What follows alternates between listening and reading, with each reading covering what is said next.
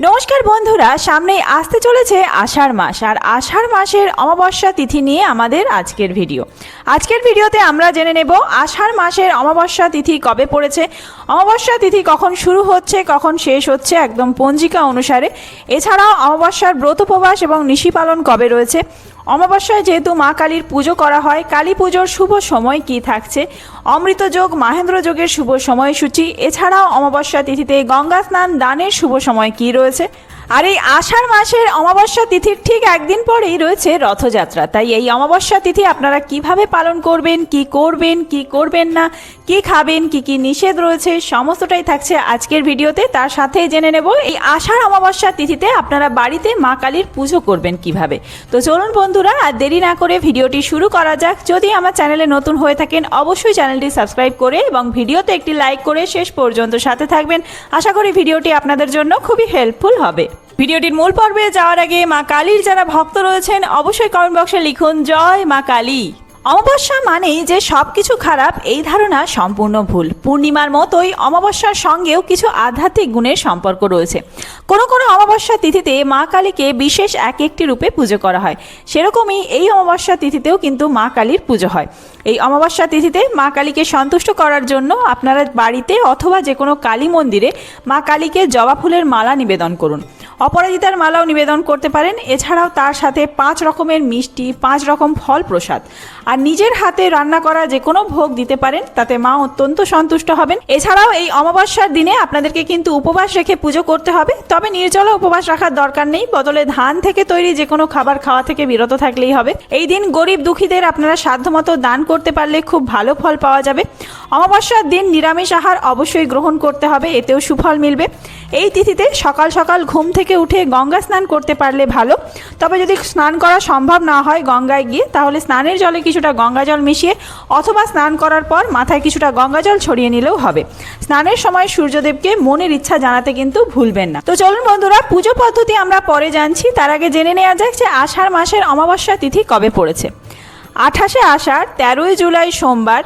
এই দিন সন্ধ্যা 6টা 25 মিনিট থেকে শুরু হচ্ছে অমাবস্যা তিথি, থাকবে পরের দিন 29শে আষাঢ় 14ই জুলাই মঙ্গলবার বিকেল 4টে 1 মিনিট পর্যন্ত।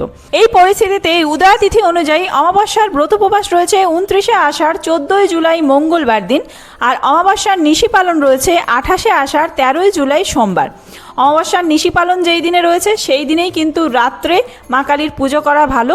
এছাড়াও যদি আপনারা দিনে পুজো করতে চান তাহলে পরের দিন মানে 29শে আষাঢ় 14ই জুলাই মঙ্গলবার এই দিনে আপনারা পুজো করতে পারেন।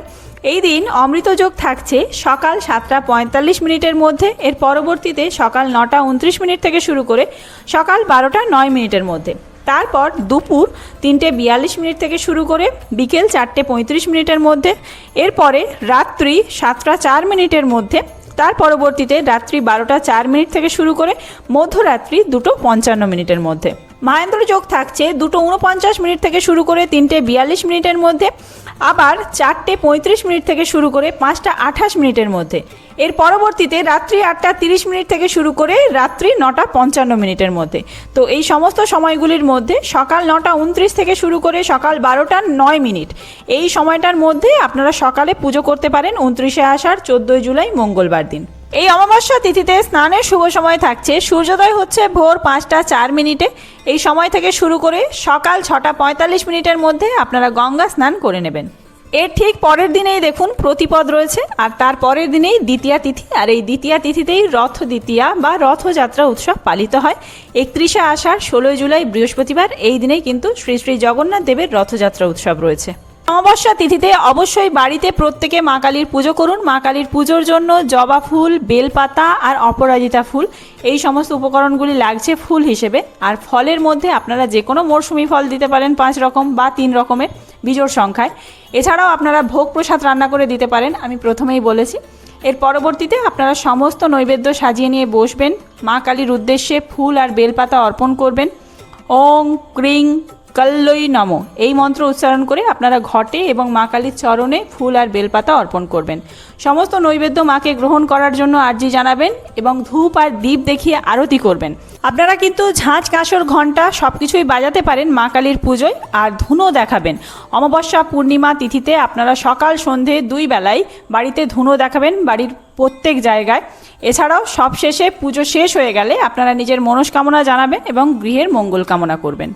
এছাড়াও এই অমাবস্যা তিথিতে ভুল করেও আপনারা তুলসী পাতা ছিঁড়বেন না। অমাবস্যা তিথিতে দেরি করে ঘুম থেকে ওঠা উচিত নয়, এতে মনের ওপর নেতিবাচক প্রভাব বৃদ্ধি পেতে পারে।